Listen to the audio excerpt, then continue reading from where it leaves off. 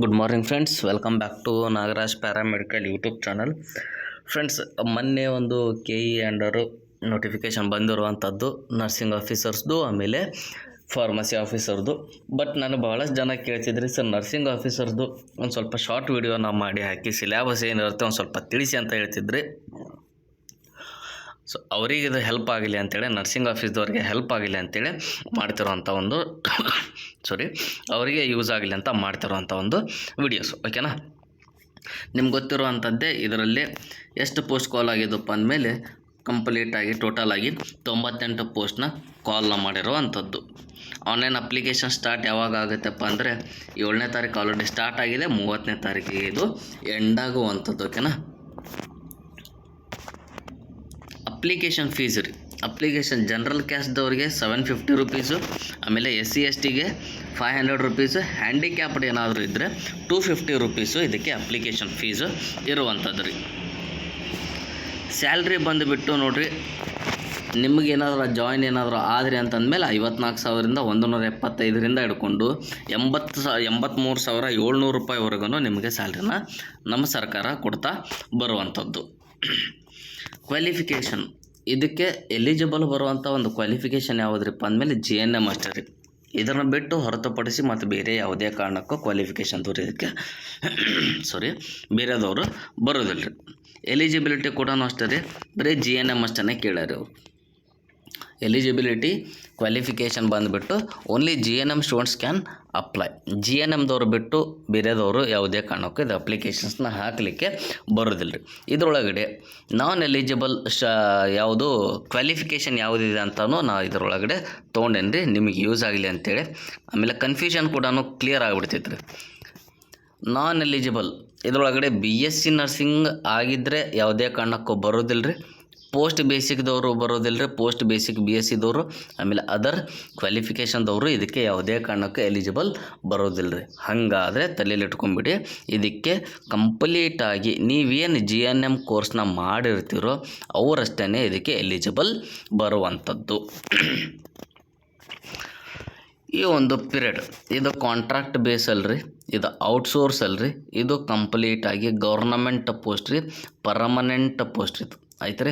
Regular post ಅಂತಾದರೂ ಕರೀತಾರೆ, ಇಲ್ಲಪ್ಪ ಅಂದಮೇಲೆ ಪರ್ಮನೆಂಟ್ ಪೋಸ್ಟ್ ಅಂತಾದರೂ ಕರೀತಾರೆ. ಇವು ಏನು ಪೋಸ್ಟ್ ಕರೆದಾರ್ರಿ, ಈ ಪೋಸ್ಟ್ನ ಯಾವ ಬೋರ್ಡ್ ಕರೆದಿದ್ದಾರೆ ಅಂತಂದಮೇಲೆ KEದವ್ರು ಕರೆದಾರ್ರಿ ಇದನ್ನು. ಆಮೇಲೆ KEದವರೇ ಇದಕ್ಕೆ ಏನು ಮಾಡ್ತಾರಪ್ಪ ಅಂದಮೇಲೆ ಎಕ್ಸಾಮನ್ನು ಕಂಡಕ್ಟ್ನ ಮಾಡ್ತಾ ಬರ್ತಾರೆ ರೀ. ಸಬ್ಜೆಕ್ಟ್ಸ್ ರೀ, 3 ಥರ ಸಬ್ಜೆಕ್ಟ್ಸ್ ಕೊಟ್ಟಾರೆ ಇವರು. ಕಂಪಲ್ಸರಿ ಕನ್ನಡ, GK ಅಂತೇಳಿ ಪೇಪರ್ 1, ಪೇಪರ್ 2 ಅಂತೇಳಿ. ಓಕೆ ರೀ, ಸಬ್ಜೆಕ್ಟ್ಸ್ ಇವು. ನೆಕ್ಸ್ಟ್ ರೀ ಟಾಪಿಕ್ಸ್ ರೀ. ಈ ಸಬ್ಜೆಕ್ಟ್ಸ್ ಟಾಪಿಕ್ಸ್ ಹೇಳೋಕ್ಕಿಂತ ಮುಂಚೆ ಫಸ್ಟ್ ಇದನ್ನು ಕ್ಲಿಯರ್ ಮಾಡಿಬಿಡ್ತೀನಿ ರೀ. ಕಂಪಲ್ಸರಿ ಕನ್ನಡ ಕಂಪಲ್ಸರಿ ಬರೀಲೇಬೇಕು ರೀ, GKನೂ ಬರೀಬೇಕು, ಆಮೇಲೆ ಸ್ಪೆಸಿಫಿಕ್ನೂ ಬರೀಬೇಕು. ಇದರೊಳಗೆ ಒಂದು ಸ್ಕಿಪ್ ಮಾಡಿರಿ ಅಂದಮೇಲೆ ನಿಮಗೆ ಡಿಸ್ಕ್ವಾಲಿಫೈನ ಮಾಡ್ತಾರೆ. ಪೇಪರ್ 1 ಟಾಪಿಕ್ಸ್ ಒಳಗಡೆ ರೀ ನೋಡಿರಿ, ಕರೆಂಟ್ ಅಫೇರ್ಸ್ ಐತ್ರಿ, ಹಿಸ್ಟ್ರಿ ಐತಿ, ಕಾನ್ಸ್ಟಿಟ್ಯೂಷನ್ ಐತಿ, ಆಮೇಲೆ ಜಿಯೋಗ್ರಫಿ, ಇವೆಲ್ಲನೂ ಸ್ಟಡಿನ ಮಾಡಲೇಬೇಕು ರೀ. ಏನು ಪೇಪರ್ 2 ಅಂತ ಬಂದರೆ, ಸ್ಪೆಸಿಫಿಕ್ಗೆ ಅಂತ ಬಂದರೆ, ಈ ಸ್ಪೆಸಿಫಿಕ್ ಅಂತಂದರೆ ಏನರಪ್ಪ ಅಂದಮೇಲೆ ನೀವು GNM ಏನು ಕಲ್ತಿರೋ ಅದರ ಬೇಸ್ ಮೇಲೇ ಕ್ವಶನ್ಸ್ನ ತೆಗೆಯುವಂಥದ್ದು ರೀ. ಆ ಒಂದು ಟಾಪಿಕ್ಸ್ ಬೇಸ್ ಮೇಲೇ ಬರ್ತಾವ್ರಿ ಇವೆಲ್ಲನೂ. ಎಕ್ಸಾಂಪಲ್ ಇಲ್ಲಿ ಅನಾಟಮಿ ಫಿಸಿಯಾಲಜಿ ಐತ್ರಿ, CHN ಐತ್ರಿ, ಫಾರ್ಮಾಕಾಲಜಿ, ರಿಸರ್ಚು, ನ್ಯೂಟ್ರಿಷನ್, FON, ಇದರ ಬೇಸ್ ಮೇಲೆ ನಿಮಗೆ ಮಾರ್ಕ್ಸ್ನ ಯಾವುದು ಕ್ವಶನ್ಸ್ನ ತೆಗಿತಾರೆ ರೀ. ಆಮೇಲೆ ಮಾರ್ಕ್ಸ್ ಅದಾವೆ ನೋಡ್ರಿ ಇಲ್ಲಿ.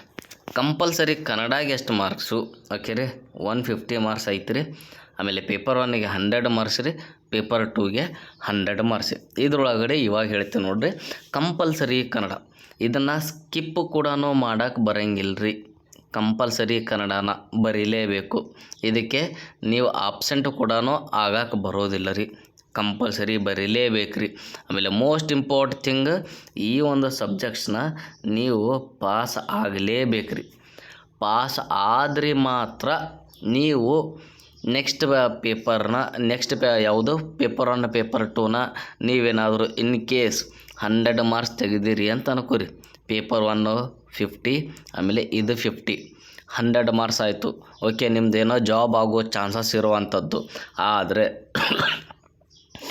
ಆದರೆ ನೀವೇನೋ ಕಂಪಲ್ಸರಿ ಕನ್ನಡ ಫೇಲ್ ಆದ್ರಿ, ಇಲ್ಲ ಸ್ಕಿಪ್ ಮಾಡಿದ್ರಿ, ಇಲ್ಲ ಅಬ್ಸೆಂಟ್ ಏನಾದರೂ ಆಗಿದ್ರಿ ಅಂತಂದರೆ ಈ ನಿಮ್ಮದು ಜಾಬ್ ಆಗೋ ಚಾನ್ಸಸ್ ಕೂಡ 100% ಲಾಸ್ ಆಗುತ್ತೆ ರೀ. ನೋಟಿಫಿಕೇಷನ್ಗಳು ಭಾಳ ನೀಟಾಗಿ ಅವ್ರು ಕೊಟ್ಟಾರಿ. ಇದನ್ನು ಅಬ್ಸೆಂಟು ಆಗಂಗಿಲ್ಲ, ಆಮೇಲೆ ಇದನ್ನು ಫೇಲ್ನೂ ಆಗಂಗಿಲ್ಲ. ನೀವೇನು ಮಾಡ್ತಿರೋ ಗೊತ್ತಿಲ್ಲ. 150 ಮಾರ್ಕ್ಸ್ ಇರ್ತಿದ್ರಿ, ಇದನ್ನು ಮಿನಿಮಮ್ 50 ಮಾರ್ಕ್ಸ್ ನೀವು ತೊಗೊಳ್ಳೇಬೇಕು ಅಂತೇಳಿ ಕೊಟ್ಟಾರೆ. ಆಮೇಲೆ ಈ 50 ಮಾರ್ಕ್ಸ್ನ ಇದಕ್ಕೆ ಯಾವುದೇ ಕಾರಣಕ್ಕೂ ಕನ್ಸಿಡರ್ ಮಾಡಂಗಿಲ್ಲ ರೀ. ಪೇಪರ್ 1 ಮತ್ತು ಪೇಪರ್ 2ಗೆ ಅವ್ರು ಯಾವುದೇ ಕಾರಣಕ್ಕೂ ಕನ್ಸಿಡರ್ನ ಮಾಡೋದಿಲ್ಲ. ಜಸ್ಟ್ ನಿಮಗೊಂದು ನೆಕ್ಸ್ಟ್ ಮತ್ತು ನೀವು KE ಒಳಗಡೆ ಏನಾದ್ರು ಎಕ್ಸಾಮ್ನ ಬರಿತೀರಿ ಅಂದಮೇಲೆ ಆವಾಗ ನಿಮಗಿದು ಕಂಪಲ್ಸರಿ ಕನ್ನಡ ಸಬ್ಜೆಕ್ಟ್ಸ್ ಯಾವುದೇ ಕಾರಣಕ್ಕೆ ಇರೋಂಗಿಲ್ಲ. ಆವಾಗ ಡೈರೆಕ್ಟಾಗಿ ನೀವು ಪೇಪರ್ 1 ಪೇಪರ್ 2 ಬರಿಬೋದು. ಒಂದು ವೇಳೆ ಹಿಂಗೂ ಇರ್ತೈತೆ ರೀ. ಯಾರಪ್ಪ ಅಂದಮೇಲೆ ಈಗ ಆಲ್ರೆಡಿ ಕಾಂಪಿಟೇಟಿವ್ ಎಕ್ಸಾಮ್ಸ್ ಪ್ರಿಪೇರ್ ಆಗ್ತಾ ಬರ್ತಿರ್ತೀರಿ GNMದವರು. ಓಕೆ ರೀ, SDA ಅಂತೇಳಿ, ಆಮೇಲೆ ಬೇರೆ ಬೇರೆ ಇದಕ್ಕೆಲ್ಲನೂ ಅಪ್ಲಿಕೇಶನ್ಸ್ ಹಾಕ್ತಾ ಬರ್ತೀರಿ. ಅವರಿಗೆ ಇದು ಗೊತ್ತಿರುತ್ತೆ. ನೀವೇನಾದರೂ ಒಂದು ಸತ ಆದರೂ KEA ಇಲ್ಲಪ್ಪ ಅಂದಮೇಲೆ KPSC ಕಂಡಕ್ಟ್ನ ಮಾಡಿರುವಂಥ ಕಡ್ಡಾಯ ಕನ್ನಡ ಇಲ್ಲ ಕಂಪಲ್ಸರಿ ಕನ್ನಡ ನೀವೇನಾದರೂ ಪಾಸ್ ಏನಾದರೂ ಆಗಿದ್ದರೆ ನಿಮಗೆ ಎಕ್ಸಾಮ್ಷನ್ಸ್ ಇರ್ತೈತೆ ರೀ. ಅಂದರೆ ನಿಮ್ಗೆ ಯಾವುದೇ ಕಾರಣಕ್ಕೂ ಈ ಒಂದು ಸಬ್ಜೆಕ್ಟ್ಸ್ನ ಯಾವುದು ನಿಮಗಷ್ಟೇ ಬಿಡ್ತಾರೆ ರೀ. ಆಮೇಲೆ ಉಳಿದವರೆಲ್ಲರೂ ಇದಕ್ಕೆ ಎಕ್ಸಾಮನ್ನು ಬರೀಬೇಕಾಗ್ತೈತಿ. ಯಾವೆಲ್ಲ ಅಭ್ಯರ್ಥಿಗಳು ಈಗ ಹೊಸದಾಗಿ ಇನ್ನೂ KEಗೆ ಅಪ್ಲಿಕೇಶನ್ಸ್ನ ಹಾಕಿರಿ, ಇದೇ ಫಸ್ಟ್ ಟೈಮ್ ನೀವು ಕಾಂಪಿಟೇಟಿವ್ ಎಕ್ಸಾಮ್ ಬರೆಯಾಗತ್ತೀರಿ ಅಂದಮೇಲೆ ಇವು 3 ಬರೀಬೇಕ್ರಿ. 3 ಒಳಗಡೆ ಒಂದನ್ನು ಸ್ಕಿಪ್ನ ಮಾಡೋಕೆ ಹೋಗ್ಬೇಡ್ರಿ. ಒಂದು ವೇಳೆ ನೀವು ಟ್ಯಾಲೆಂಟ್ನೂ ಇರ್ತೈತಿ, ಮಾರ್ಕ್ಸ್ನು ಚಲೋ ಮಾರ್ಕ್ಸ್ನ ತೆಗಿತೀರಿ, ಆದರೆ ಒಂದನ್ನು ಸ್ಕಿಪ್ ಮಾಡಿರಿ ಅಂದಮೇಲೆ ನೀವು ತಿಳ್ಕೊಂಬಿಟ್ರೆ ನಿಮ್ಮದು ಜಾಬ್ ಯಾವುದೇ ಕಾರಣಕ್ಕೂ ಆಗೋದಿಲ್ಲ ರೀ. ಇದು ಇವತ್ತು ನರ್ಸಿಂಗ್ ಆಫೀಸರ್ಗೆ ತಿಳಿಸಬೇಕಾಗಿರುವಂಥ ನನಗೆ ಗೊತ್ತಿರುವಂಥ ಒಂದು ಲೇಟೆಸ್ಟ್ ಮಾಹಿತಿ ರೀ.